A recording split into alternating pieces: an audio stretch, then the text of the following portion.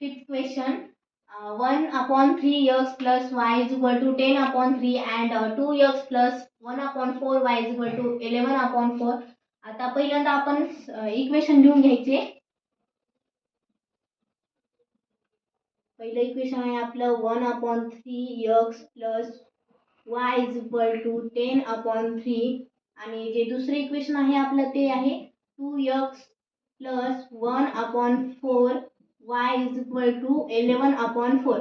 तर आपलं पहिलं इक्वेशन आहे त्याला इक्वेशन नंबर 1 द्यायचं आणि जे दुसरे इक्वेशन आहे त्याला इक्वेशन नंबर 2 द्यायचं.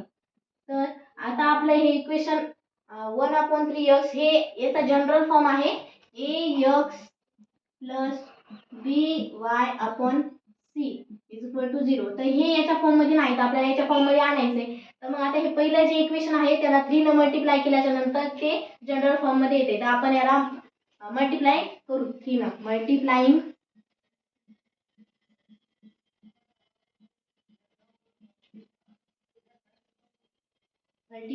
Equation 1 by 3. तर पहिल्यांदा आता इक्वेशन 1 लिहून घ्यायचं. 1/3x plus y is equal to 10/3. आता याला आपण मल्टिप्लाय करायचं.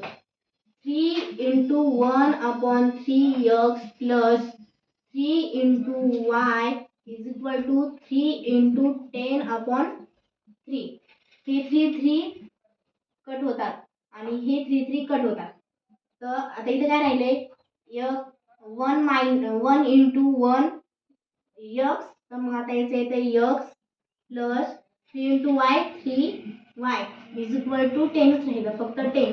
मग याला इक्वेशन नंबर 3 द्यायचं. आता हे आपलं नवीन इक्वेशन तयार झालं. आणि आता हे दुसरं पण आपलं जनरल फॉर्म मध्ये नाही तर मग आपल्याला याला पण जनरल फॉर्म मध्ये घ्यायचं म्हणल्यावर आपल्याला याला 4 ने मल्टिप्लाय करावं लागणार. तर मल्टिप्लाइंग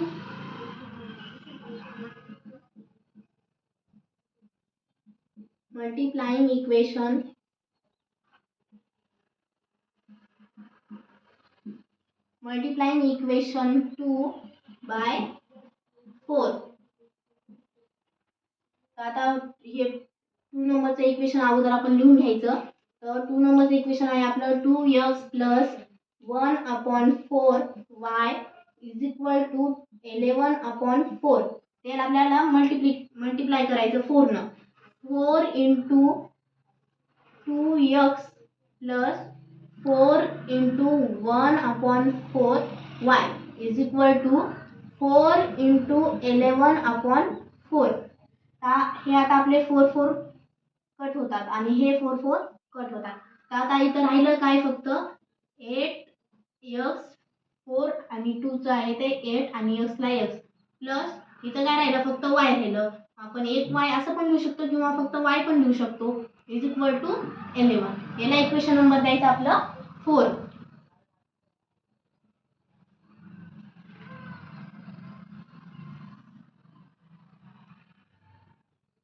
इक्वेशन नंबर 4. तर आता आपला आहे इक्वेशन नंबर 3 आणि हे 4.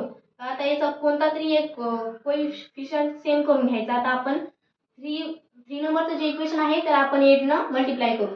8 ने मल्टिप्लाय केल्यावर हे दोन सारखे होतात. मग आपण जर याचं सबट्रॅक्ट केलं तर मग हे दोघं जण कॅन्सल होतात. म्हणून आपण इक्वेशन नंबर 3 ला 8 ने मल्टिप्लाय करू.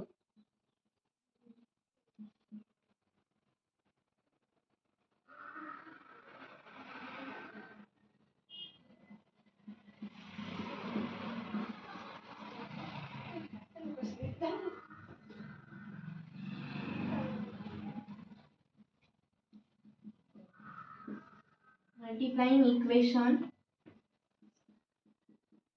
3 by 8.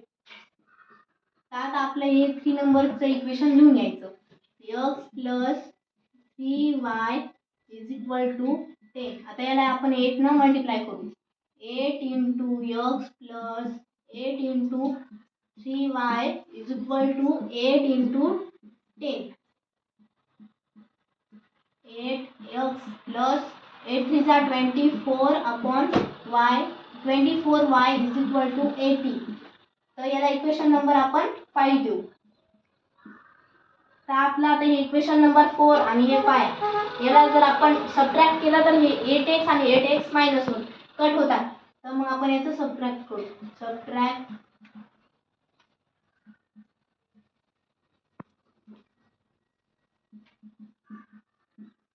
सबट्रॅक्ट इक्वेशन हे मोठ्यामधून आपण लहान मायनस करू. तर इथं मोठा आहे 5, तर मग आपल्याला हे 4 मायनस करायचं आहे 5 मधून. 4 फ्रॉम 5. आता अगोदर आपण 5 नंबरचं इक्वेशन लिहून घेऊ. तर 5 नंबरचं इक्वेशन आहे आपलं 8x plus 24y is equal to 80. आणि जे 4 नंबरचं इक्वेशन आहे ते आहे 8x plus y is equal to 11. जेव्हा आपण सबट्रॅक्ट करतो तेव्हा आपले जे साईन असतात तर ते अपोजिट होतात. तर 11 ला आता कोणतं साईन नसते म्हणजे प्लस असते. मग प्लसच्या अपोजिट असणार मायनस. इथं प्लसच्या अपोजिट मायनस. इथं काय नसते म्हणजे प्लस असते. मग याचं पण मायनस करू. आता 80 मधून 11 गेले म्हणजे 10 मधून 1 गेला 9. मग इकडचा इकडे घेतला होता 7 मायनस 1 इज इक्वल टू 6. आता प्लस मायनस मायनस होत असते. मग आता 24y मधून y गेला 23y. आणि मोठ्या संख्येचं चिन्ह आहे आपलं प्लस. आणि हे 8 प्लस 8x आणि मायनस 8x कॅन्सल होतात. प्लस मायनस मायनस होते. तर मोठ्या संख्येचं चिन्ह आपण इथं y प्लस दिलं तर प्लस हे चिन्ह आपण दिलं तरी चालते नाही दिलं तरी चालते. तर आपण इथं कट करू. 23 आणि हे y यांच्यामध्ये मल्टिप्लिकेशनचं चिन्ह असते. तर मग आपण y इकडे ठेवू 69. हे मल्टिप्लायचं इकडं डिव्हिजन मध्ये गेलं. तर y ची किंमत आली आपल्याला 23 3 चा 69. तर y ची व्हॅल्यू आपल्याला भेटली आहे इथं 3.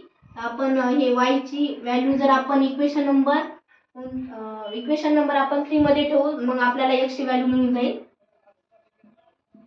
Put y is equal to 3 in equation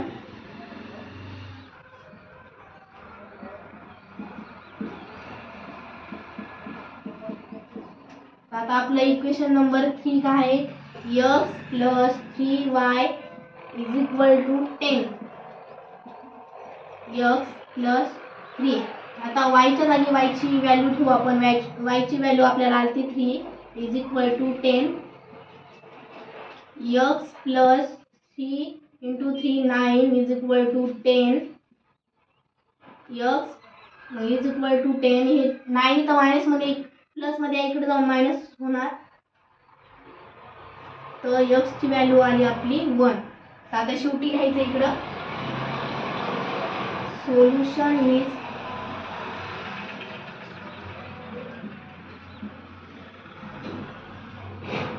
x, y is equal to. तर आपली x ची व्हॅल्यू काय आलेली आहे इथं 1 आणि y ची आलेली आहे 3. x ची 1 आली आणि y ची 3 आली.